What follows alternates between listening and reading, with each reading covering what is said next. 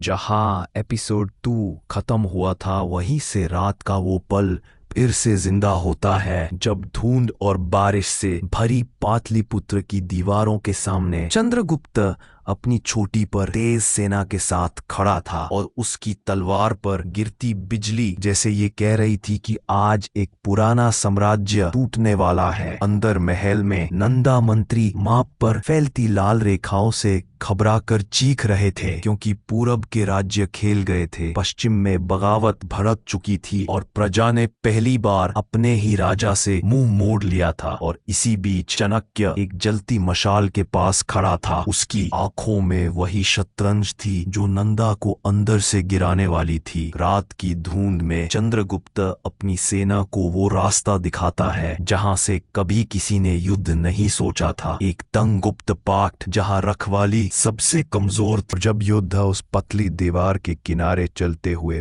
पहले ही हमले में पहरा गिराते हैं तो नंदा सैनिकों की आंखों में दरार पड़ने लगती है,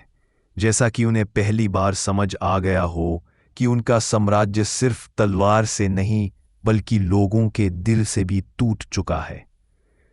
इसी वक्त प्रजा चुपके से साइड लेन्स खोलने लगती है, हाथ में छोटी लैंप की रोशनी लेकर,